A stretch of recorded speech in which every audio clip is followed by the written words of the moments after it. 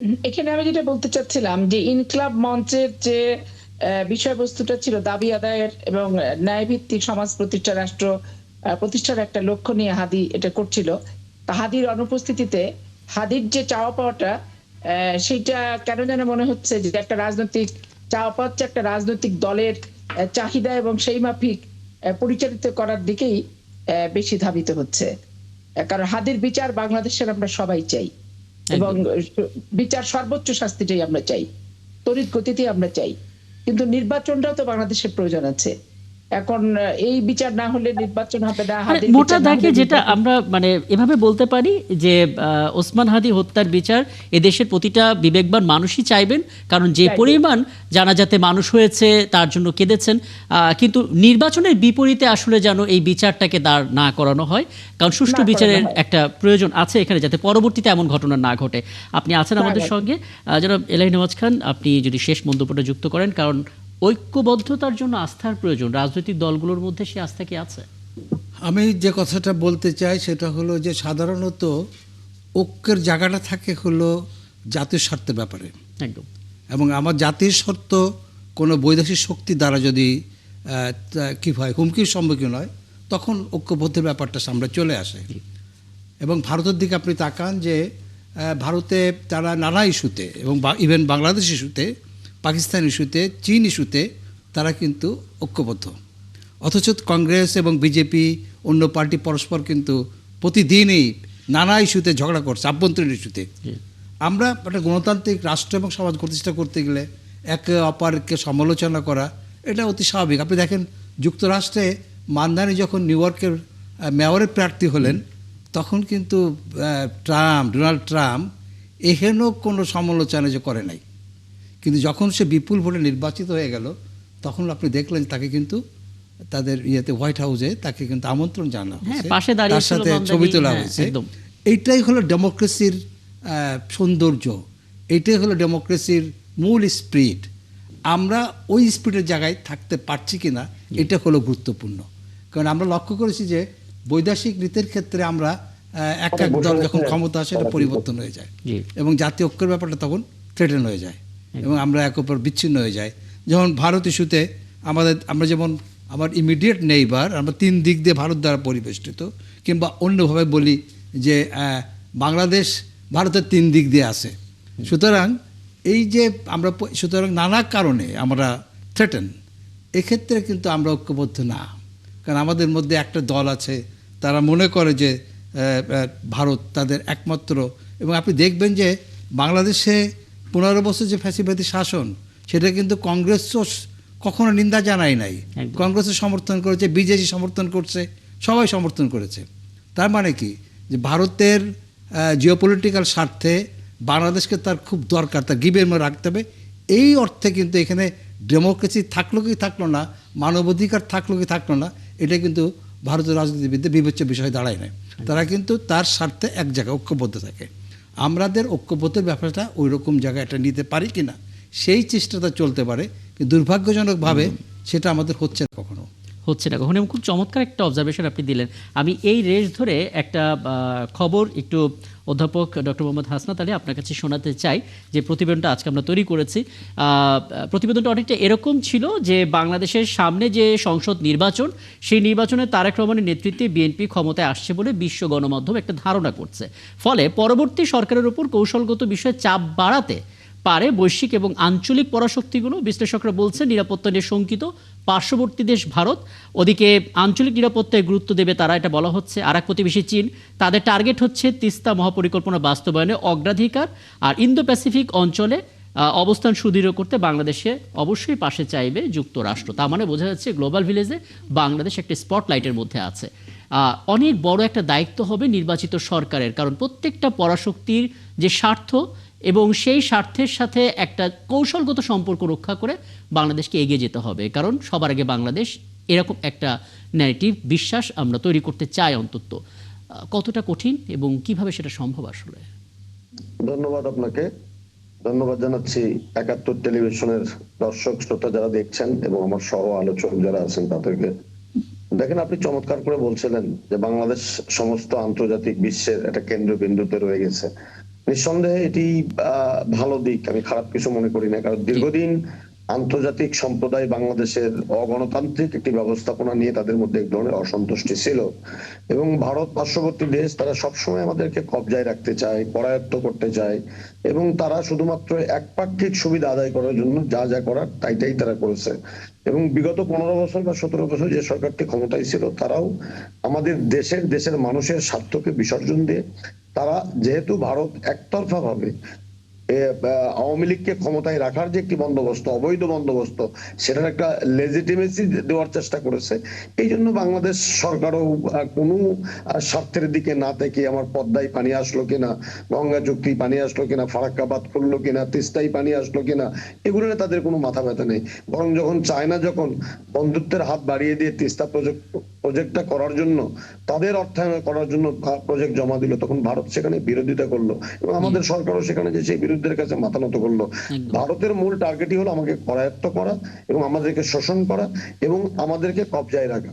এবং চায়নার কথা যদি আপনি চিন্তা করেন, চায়না ব্যবসা করতে চায়, কারণ এই যে আমাদের যে 18 কোটি মানুষের যে দেশ, সেই দেশে আমাদের প্রযুক্তিতে আমরা পিছিয়ে, এবং ইদানিং স্বাস্থ্য সেবায় তারা আহ্বান জানিয়েছে, ট্যুরিজম এবং টেক্সটাইল ইন্ডাস্ট্রি, যেটা গার্মেন্টস ইন্ডাস্ট্রি যেটা বলি, সেই জায়গায় তাদের মূল টার্গেট ব্যবসা। তাদের টার্গেট আবার বাংলাদেশকে শোষণ করা নয়, যতটা ব্যবসায় কবজায় করা যায়।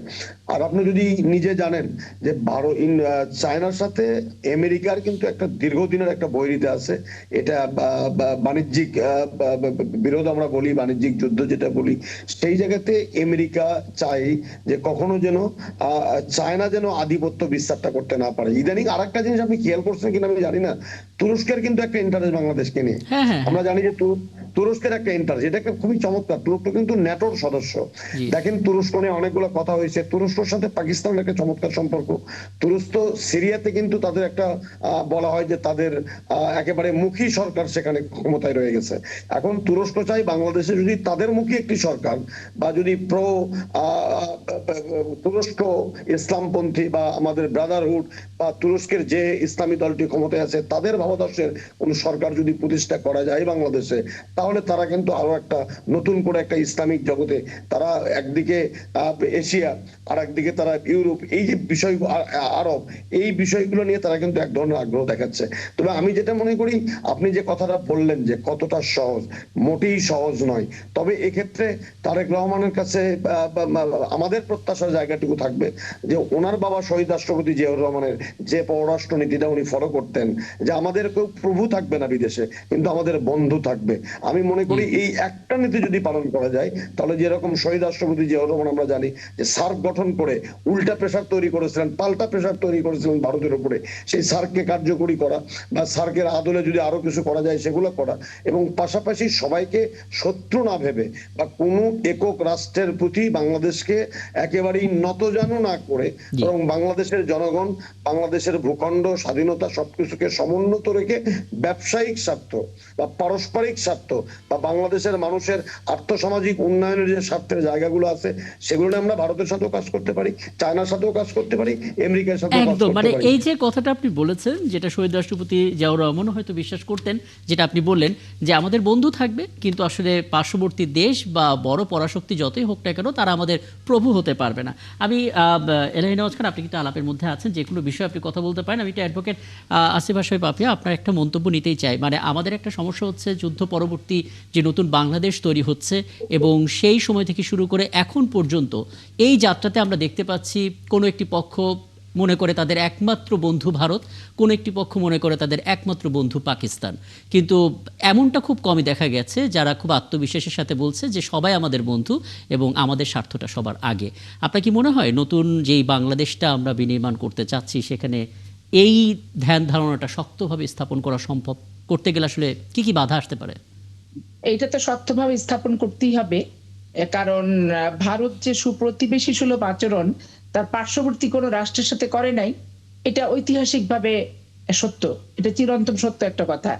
এবং ভারতের আধিপত্যবাদের বিরুদ্ধে কিন্তু রাষ্ট্রপতি জিয়াউর রহমানকে জীবন দিতে হয়েছে, এবং দেশনেত্রী বেগম খালেদা জিয়া সহ কারারুদ্ধ, এবং তারেক রহমান দীর্ঘদিন নির্বাসনে, এটাও কিন্তু ভারতীয় আধিপত্যবাদেরই একটি বহিঃপ্রকাশ। তাহলে বাংলাদেশের তারপরে শেখ হাসিনার অধীনে যে নির্বাচনগুলো হয়েছে, প্রত্যক্ষ ভারতের প্রেসক্রিপশন মদত এবং ভারতের পূর্ব পরিকল্পিত হবে যেভাবে করি, তাহলে একটা স্বাধীন রাষ্ট্রের স্বাধীনতাটা আমার কোথায়? আমার এই স্বাধীনতা শুধু এই নির্বাচন। ন্যারেটিভটা আমরা দেখেছি, কিন্তু আবার অন্যটাও দেখেছি, কোন একটা দল কেবল পাকিস্তানকে তাদের বন্ধু ভাবছে এবং এখনো সেটা, কি বলবেন? এখানে পাকিস্তানকেও বন্ধু ভাবার কিছু নাই, আর ভারত শত্রুতা করছে তাই শত্রু ভাবছি, এখানে গায়ে পড়ে শত্রু ভাবছি না। জি, আর এখন ব্যাপার হয় কি, রাজনীতিতে কেউ কারোর পার্মানেন্ট শত্রু মিত্র না। যেহেতু পাকিস্তানের পক্ষে একটি দল সারা জীবনই ছিল, এখনো আছে, অদূর ভবিষ্যতে থাকবে, তাদের চারিত্রিক বৈশিষ্ট্য এটা। আর আমরা মনে করি আমাদের রাষ্ট্রের এখানে মানে প্রয়োজনে বন্ধুত্ব শত্রুতা পরিবর্তনশীল। আপনার আজকে যে আমার বন্ধু, কালকে আবার সে শত্রু হতে পারে রাষ্ট্রের কারণে। তার মানে এখন আসলে যেটা বোঝা গেল আমাদের এই প্রতিবেদন করতে গিয়ে, আমরা যেটা আসলে বুঝলাম, শুধুমাত্র ভারত পাকিস্তান এই দুটো দেশ নিয়ে পড়ে থাকলে হবে না, এখন অনেক পরাশক্তির সাথে।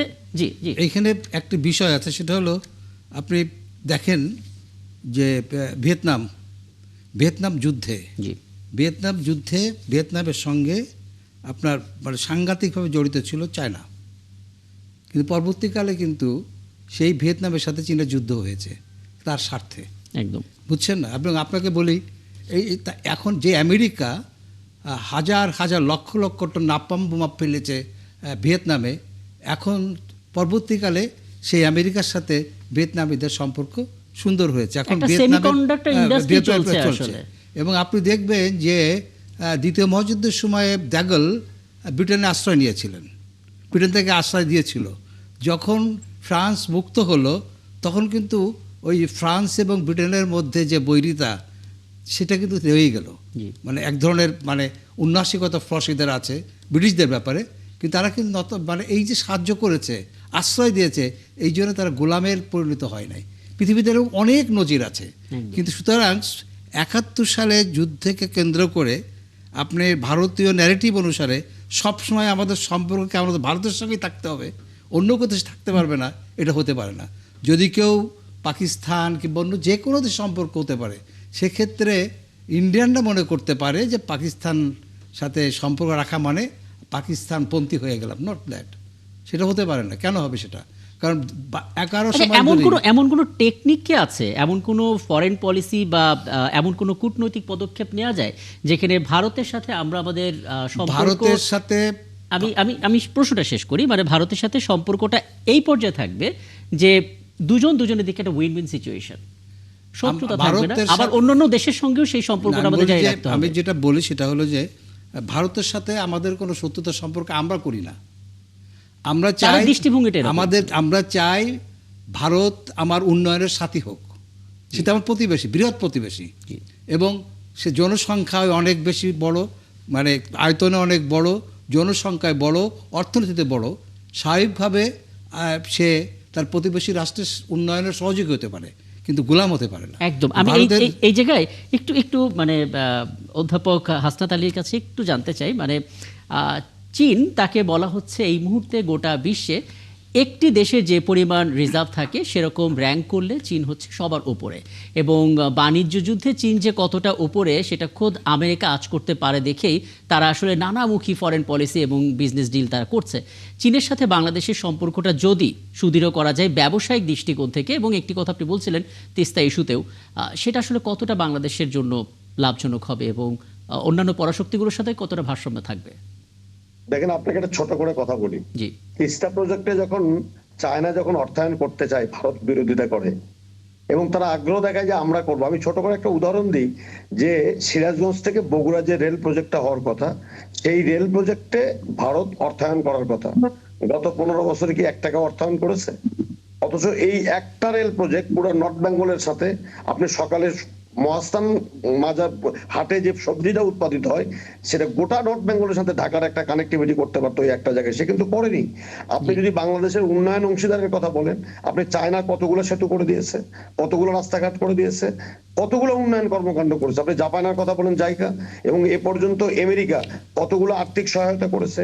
সেই বিবেচনায় যদি আপনি ভারতের সাথে যদি আপনি বলেন, তারা আমাদেরকে কি দিয়েছে? বরং দেয়নি, নিয়েছে, রাস্তা নিয়েছে, বিমান নিয়েছে, পোর্ট নিয়েছে, আমরা সিঙ্গাপুর হবো, প্রয়াত অর্থমন্ত্রী বলবো, আমরা তো সেগুলো পাইনি। তো এই জায়গা থেকে আমি শুধু ছোট করে একটা কথা বলি যে জি। কারো সাথে আমাদের স্থায়ী বন্ধুত্বের দরকার নেই, আমরা সবাইকে বন্ধু হিসেবে পেতে চাই।